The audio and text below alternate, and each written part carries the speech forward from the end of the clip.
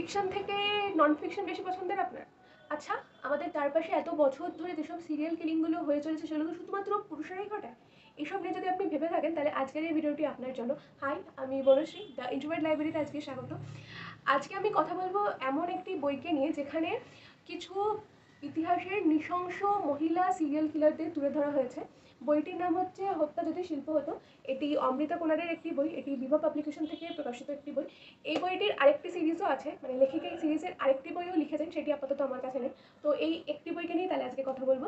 তো এই বইটিতে এমন 15 জন নারীর কথা বলা হয়েছে যারা প্রত্যেকে সমাজের চোখে ভীষণই মমতাময়। তাদের মানব ধর্মী কাজকর্মের জন্য মানুষজন তাকে তাদের খুবই পছন্দ করে, কিন্তু এই প্রত্যেকটি মানুষের বা ভালো আরও ভালো বলা যেতে পারে প্রত্যেকটি মহিলার ভেতরে এক একজন করে খুনি বসবাস করছিল, যা তারা বুঝতে পারেনি।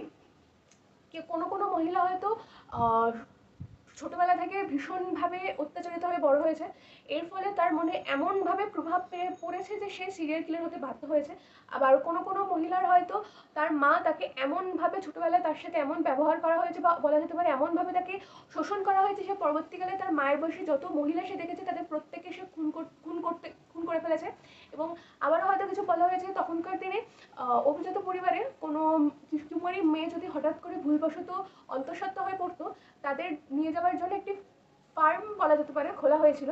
সেখানে তারা নিশ্চিন্তভাবে একজনের তত্ত্বাবধানে তারা থাকতেন, এবং তারই সেবা শুশ্রূষায় তারা এখানে সন্তান জন্ম করে তাদের সন্তানকে সেখানে দিয়ে তারা নিজেদের জীবন অতিবাহিত করতে পারতো। সেই কুমারী মারা কোনোদিনও ভাবেনি এই যে একটা খুব মহৎ কাজ চলছে, এর পেছনেই লুকিয়ে আছে এক ঘৃণ্য মুখ। এই যে বাচ্চাগুলোকে যারা দিয়ে দিচ্ছেন তারা একবারও কোনোদিনও যারা খোঁজ নিতেন যে তাদের বাচ্চার কি খবর, তারা কোনোদিনও খোঁজ পায়নি, এবং বাদবাকি মারা তো খোঁজ নেয়নি। কিন্তু পরবর্তীকালে দেখা যাচ্ছিল এই বাচ্চাগুলিকে প্রত্যেকটিকে যাকে যে এই এই জনদরদি প্রকল্পটি চালাতেন সে খুন করে রেখেছে। এরকমই সব হাড় হিম করা 15টি গল্প আছে এই উপন্যাসটিতে।